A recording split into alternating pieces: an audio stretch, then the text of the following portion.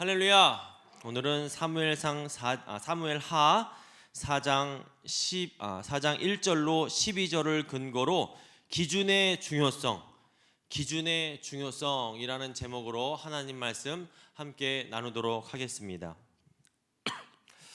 기준이란 여러분 움직이지 않고 변화하지 않는 것을 말합니다.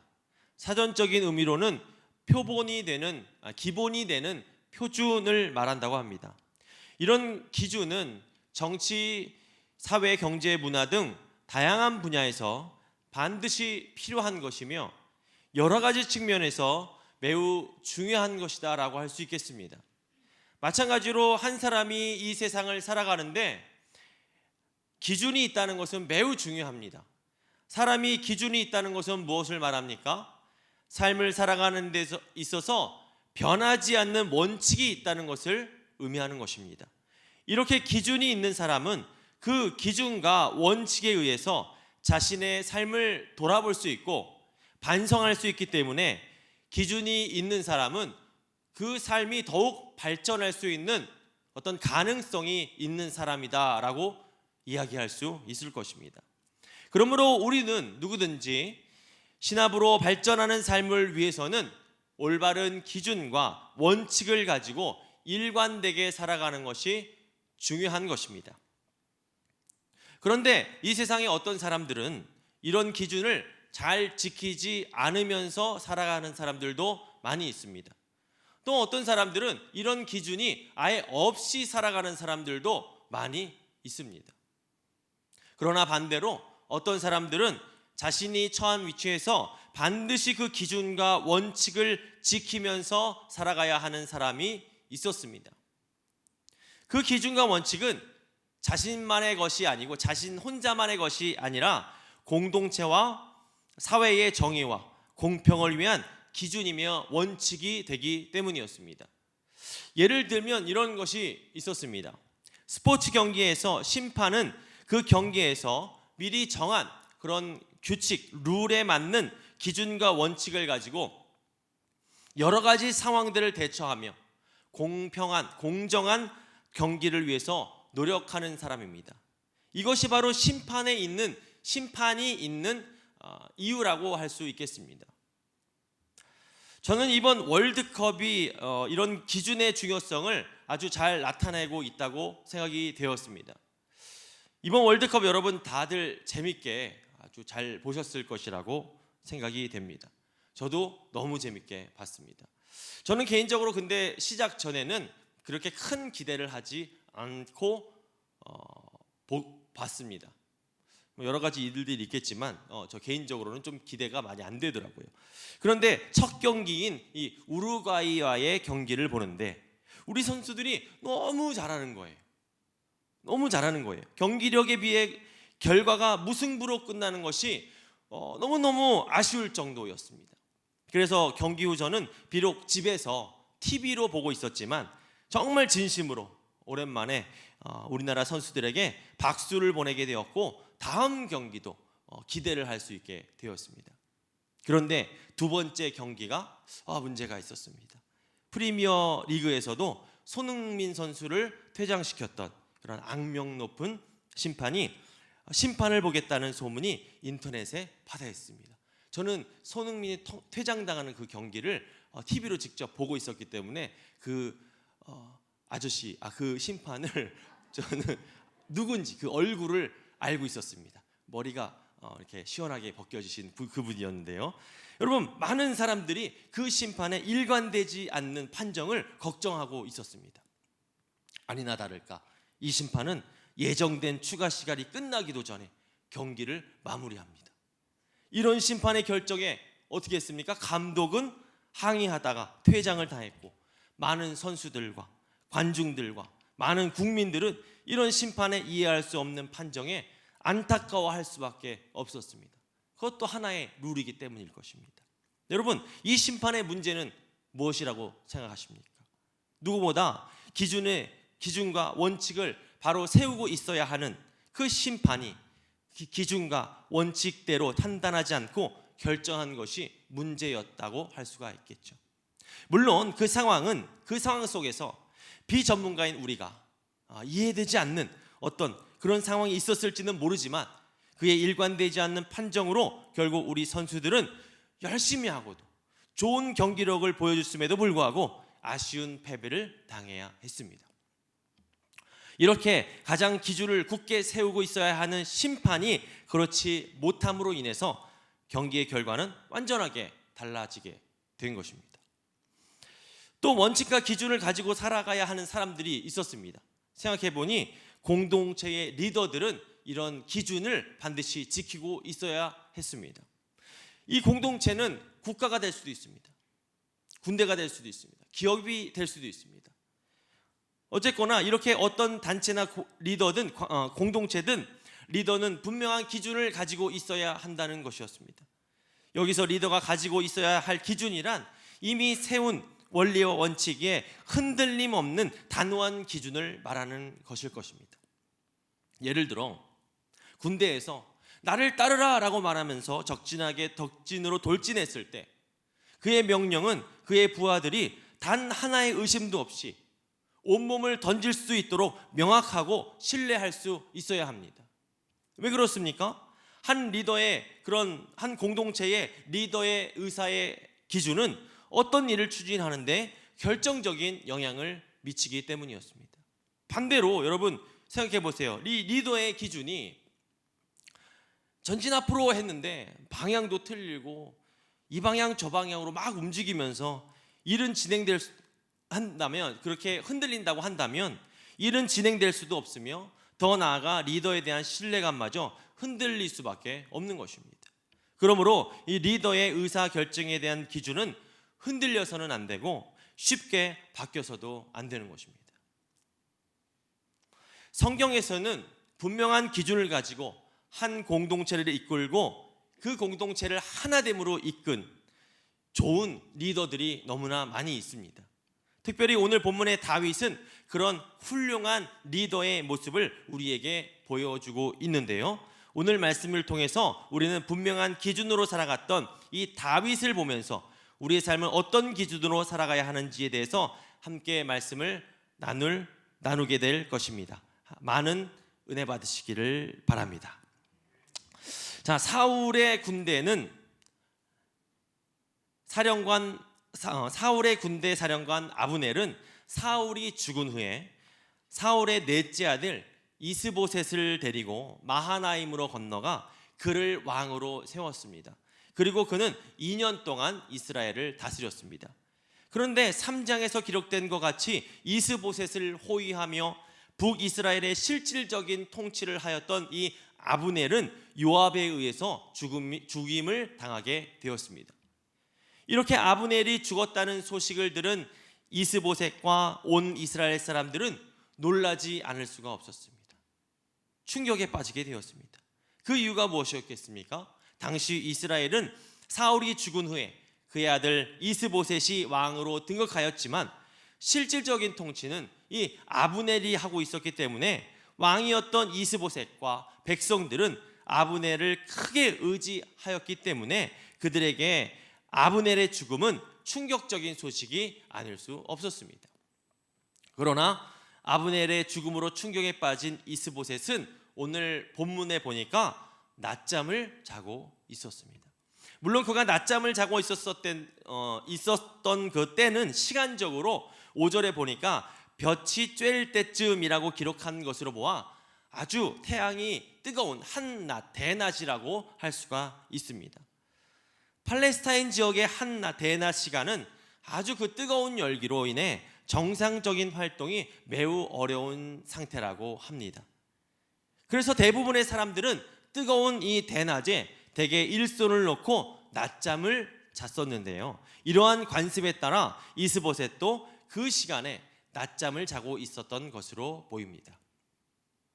그러나 당시 이스보셋의 상황이 여러분 낮잠을 잘 때였습니까? 그가 한가롭게 낮잠을 잘 상황이 아니었습니다. 큰 영향을 행사했던 이 아브넬의 충격적인 죽음으로 온 백성이 정신을 차리고, 왕도 예외가 아니죠, 정신을 바짝 차리고 있어야 마땅한 상황이 그들의 상황이었습니다. 그러나 그는 너무나 태평스럽게 낮잠을 자고 있었던 것이죠. 또 이렇게 이스보셋이 낮잠을 자고 있었다는 것은 그가 지도력과 상황 판단력이 절대적으로 부족한 사람이라는 것을 우리에게 간접적으로 이야기해 준다고 말할 수 있습니다. 우리 5절 말씀, 그 내용이 나와 있는 우리 5절 말씀을 함께 합독하겠습니다. 시작. 부에롯 사람 림몬의 아들 레갑과 바하나가 길을 떠나 볕이 쬐을 때 즈음에 이스보셋의 집에 이르니 마침 그가 침상에서 낮잠을 자는지라. 자, 이런 이스보셋에게는 지금 5절 말씀 읽은 것과 같이 바하나와 레갑이라는 이런 아브넬 다음 가는 두 번째 군대 장교가 있었습니다. 그들은 오늘 성경 보니까 베냐민 지파 땅 부에롯에 살던 림못의 아들들이라고 하면서 형제라고 말합니다. 그들은 마하나임에 도착해 밀을 가지러 온 척하고 왕궁으로 들어갔습니다. 그리고 한가롭게 낮잠을 자고 있는 이스보셋을 칼로 배를 찔러 죽이고 그 머리를 잘라 도망쳤습니다. 여기서 우리가 우리 성경을 볼 때에 이상한 점을 하나 발견할 수가 있습니다. 그것은 바로 동일한 내용이 6절과 7절에 반복되어 기록되어 있다는 것입니다. 우리 6절로 7절 말씀을 함께 보겠습니다. 합독합니다. 시작. 레갑과 그의 형제 바하나가 밀을 가지러 온 채하고 집 가운데로 들어가서 그의 배를 찌르고 도망하였더라. 그들이 집에 들어가니 이스보셋이 침실에서 침상 위에 누워 있는지라.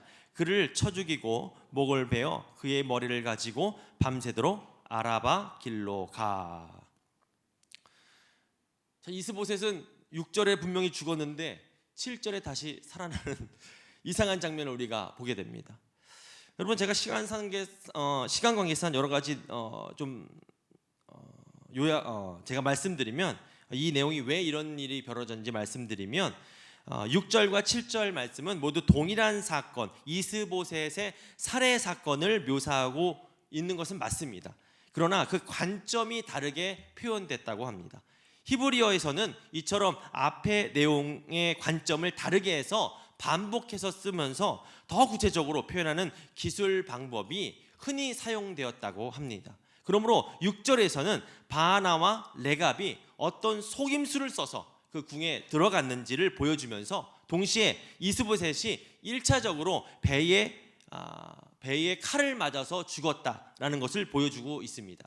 그리고 7절 말씀은요, 이스보셋이 낮잠을 자고 있는 동일한 내용을 좀 더 구체적으로 침상 위라는 좀 더 구체적인 설명을 언급하면서 또 반복적으로 또 추가적으로 그가 결국 목이 잘리는 모욕을 겪게 되었음을 강조하고 있는 말씀입니다. 자, 이렇게 해서 6절, 7절에 대한 조금 이해가 되지 않는 부분은 풀리셨을 것이라 이렇게 생각됩니다. 자, 이제 이스보셋을 죽인 바하나와 레갑은 그의 머리를 가지고 다윗이 있는 헤브론으로 갔습니다. 그들이 이스보셋을 죽이고 다윗을 찾아간 이유는 무엇이겠습니까? 국가적 이 위기 상황, 누구나 다 알고 있는 이 국가적 위기 상황에서 그들은 자기의 살 길을 도모하고 자신들의 유익을 위해, 안전을 위해 자신들의 공로를 세우며 다윗으로부터 큰 보상을 받기 위함이었습니다. 그래서 그들은 다윗 앞에 나와서 원수 사울의 머리를 가져왔다고 말하면서 이것이 하나님께서 하신 일이었다라고 이야기합니다. 우리 8절 말씀 다 같이 합독합니다. 시작. 헤브론에 이르러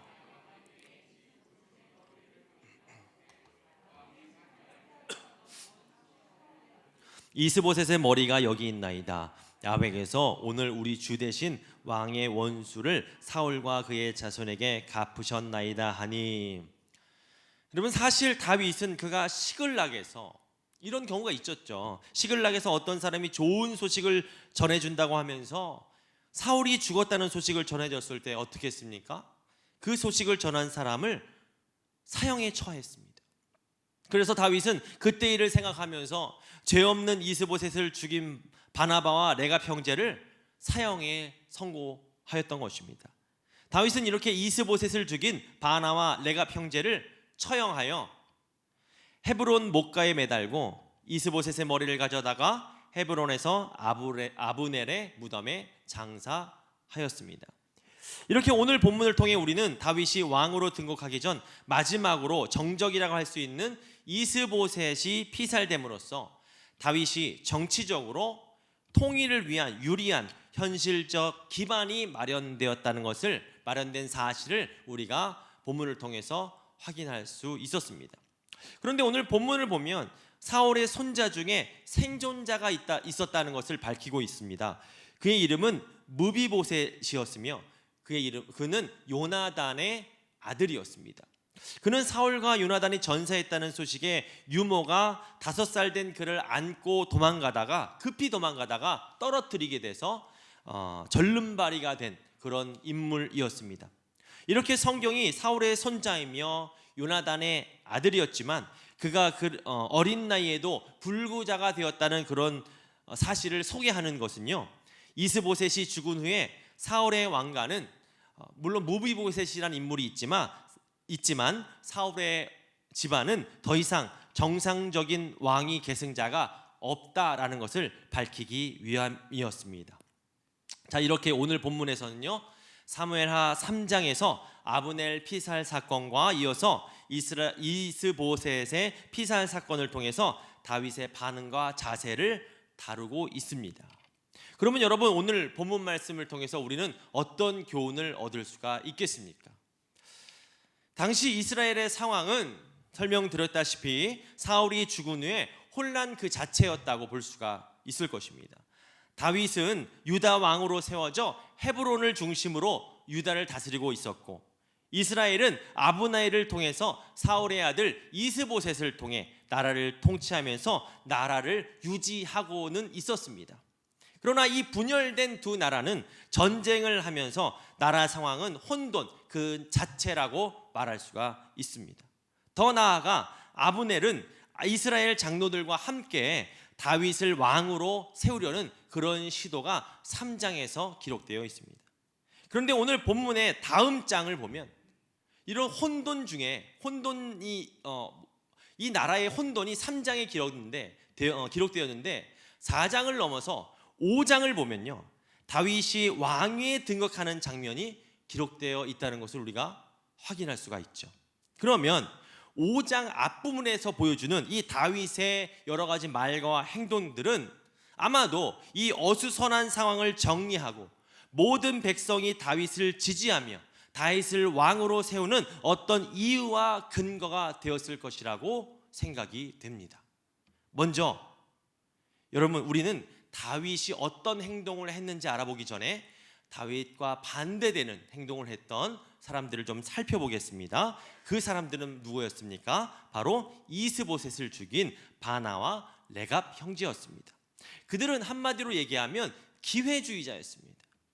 아브넬을 죽인 이스라엘의 상황에서 그들은 오직 자기의 안위와 유익만을 위해서 생각하고 행동한 사람이었습니다.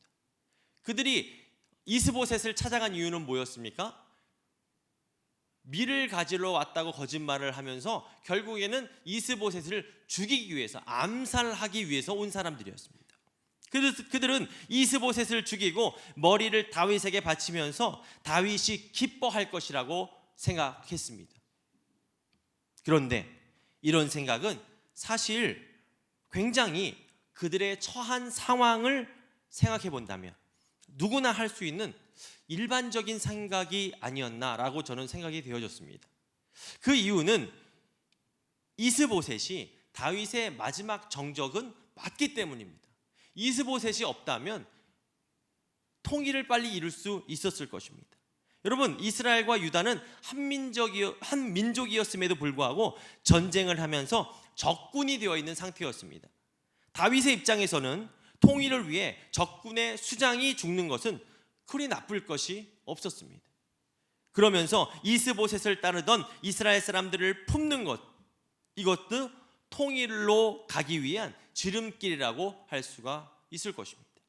또 바나와 레갑 입장에서도 아브넬을 죽은 후에 이스라엘은 곧 멸망할 것이 너무나도 눈에 뻔하게 보이는데, 그런 상황인데 당시 지지자들이 날로 늘어가는 이 다윗에게 잘 보이고 망명하는 것도 그들에게는 어떻게 보면 나쁠 것이 없는 선택일 수 있다고 할 수가 있을 것입니다. 이런 이들의 행동은 역사적으로 보면요, 이런 상황 속에서 충분히 일어날 수 있는 그런 일이기 때문에 그들의 이런 행동은 어떻게 보면 일방적인 행동을 한 것이라고 평가할 수 있을 것입니다. 그러나 결과적으로 보면 성경은 다윗을 통해서 이들의 이런 생각이나 행동이 틀렸다는 것을 우리에게 이야기하고 있습니다. 다윗은 이스보셋의 머리를 가지고 온 바나바와 레갑 형제를 칭찬하거나 포상을 주기는커녕 어떻게 했습니까? 도리어 그들을 악인으로 규정하고 사형을 선고하였습니다. 그 이유가 무엇이었겠습니까? 그들은 자신들을 위한 기회주의자였기 때문이었습니다. 자신의 이익을 위해서 행동했기 때문이었습니다. 즉 그들은 다윗이 위기에 처한 일이 만약에 생긴다면 또 그들은 기준을 바꾸어서 다윗의 목을 베어버리고 자신들에게 이익이 될 만한 사람에게 갈 사람들이었다는 것을 다윗은 꿰뚫어 본 것입니다. 그들은 기회주의자로서 철저히 자신들의 이기적인 목적을 달성하기 위해서 이스보셋을 죽인 것입니다. 오늘 다윗의 고백에서도 알 수 있지만 다윗은 사무엘하 1장에서 사울을 죽였다고 증언한 아말렉 소년을 같은 이유로 처형하였습니다. 또 하나님은 당시 기회주의자의 아주 대표적인 인물이라고 할 수 있는 그 아브넬 장군을 요압에 의해서 제거하셨습니다. 여러분, 그러나 다윗은 어떻습니까? 다윗은 어떤 삶을 우리에게 보여주고 있습니까? 특별히 그는 사무엘상에서도 알 수 있듯이 어떤 상황으로 인해서 자신의 뜻과 생각을 바꾸는 그런 사람이 아니었습니다. 오직 하나님의 말씀을 기준 삼아서 하나님의 뜻에 순종하는 사람이 바로 다윗이었습니다.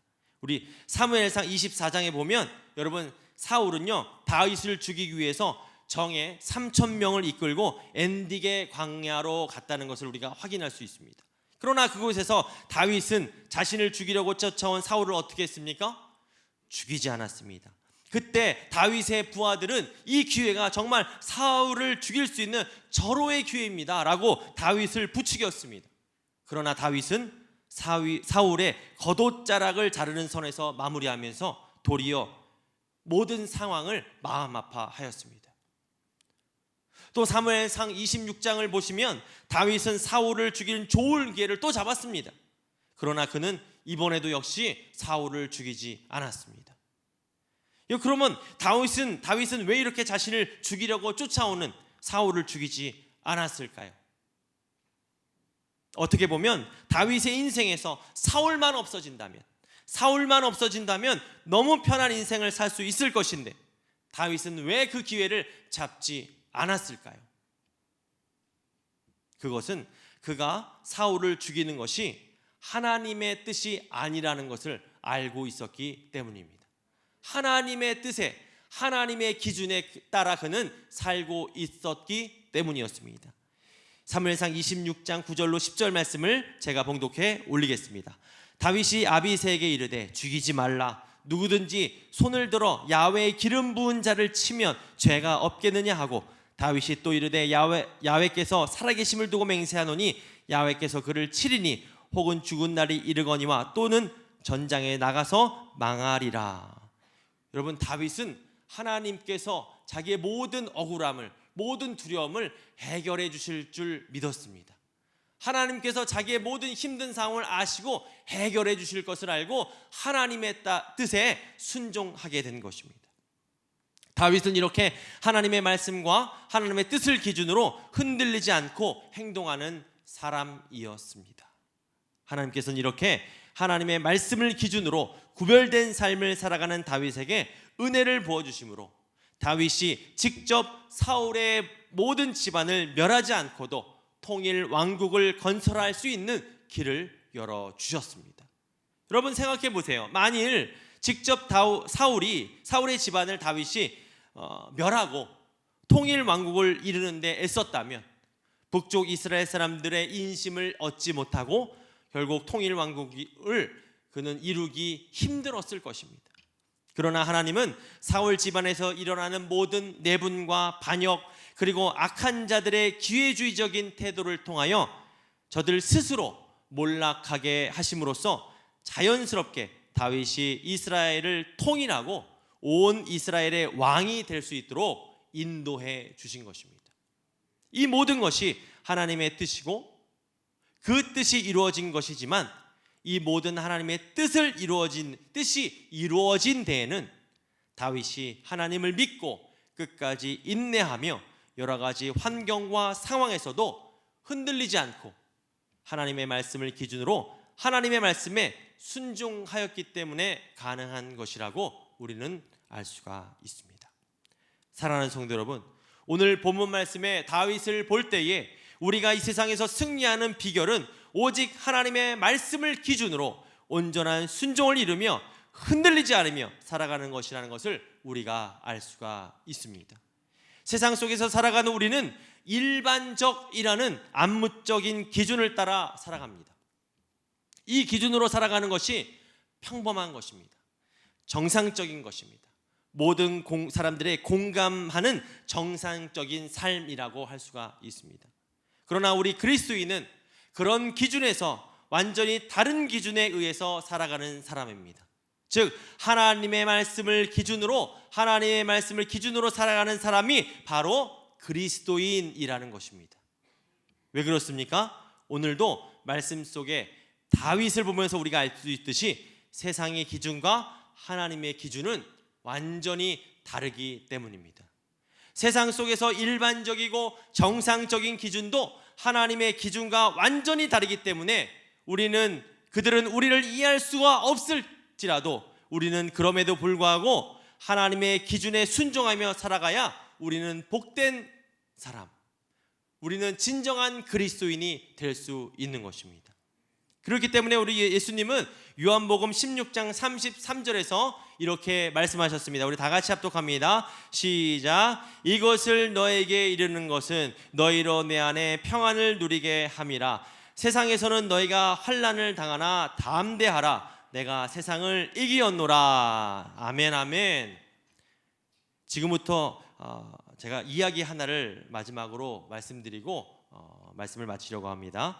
지금으로부터 20년 전에 최승호라는 청년이 있었습니다. 당시 소년이었습니다.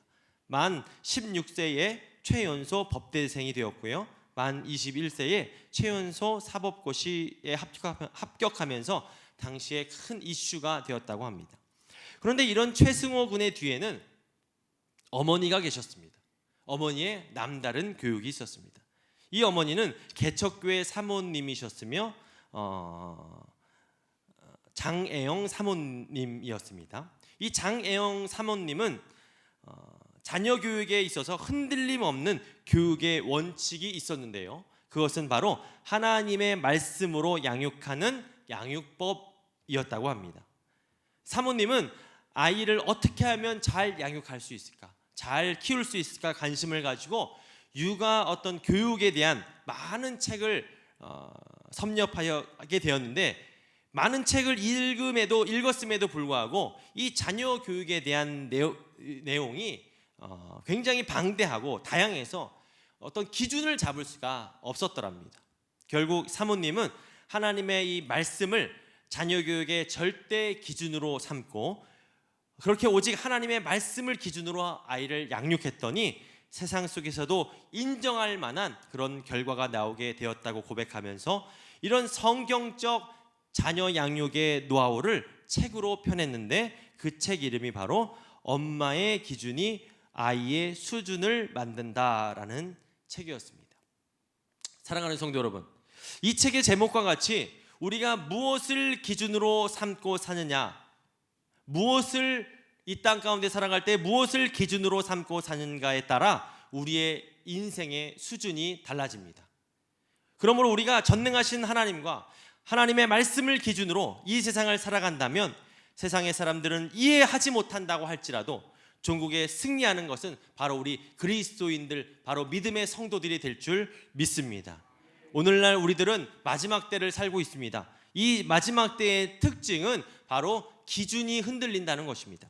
그러나 우리가 이 마지막 때에 흔들리지 않을 수 있는 비결이 있다면 흔들리지 않고 말씀만 오직 붙잡고 말씀이신 하나님을 붙잡는 것입니다. 우리가 하나님의 말씀을 분명히 붙잡고 살아갈 때에 우리는 흔들리는 세상 속에서 흔들리지 않고 다윗과 같이 승리하는 인생을 살 수 있습니다. 우리 모든 수원 순복음교회 성도들은 이 마지막 때 오직 말씀만을 붙들고 흔들리지 않는 귀하고 복된 삶, 승리하는 삶을 살아나가기를 예수님의 이름으로 축복드리겠습니다. 축복드리겠습니다. 이 시간 함께 찬송가 390장입니다. 390장 우리 힘차게 박수 치면서 찬양하시고 함께 통성으로 기도하겠습니다.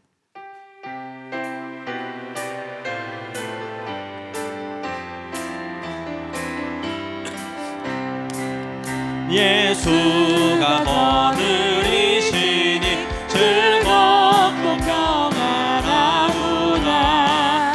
주야로 타고 깨는 것 예수가 거느리시네. 주 나랑 성 돌보시고 날 친히 거느리시네.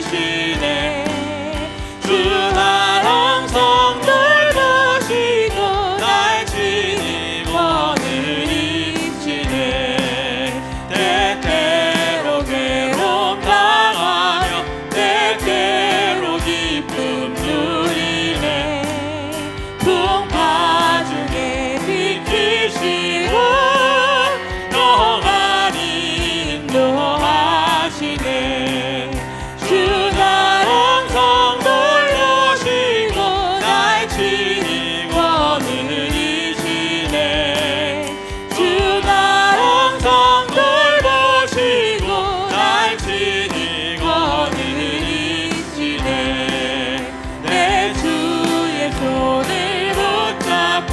천국에 올라가겠네.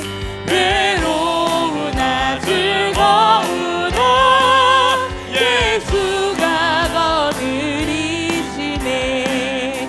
주 나랑 성 돌보시고 날 친히 거느리시네.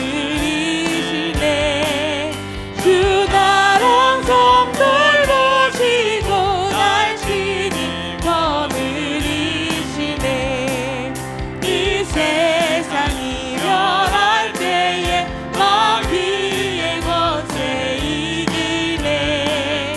천국에 가는 그 길도 예수가 거느리시네.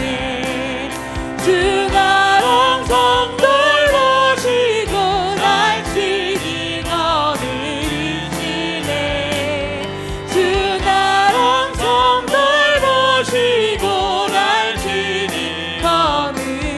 이 시간 말씀 생각하시면서 우리 주여 일창하시고 통성으로 기도합니다. 주여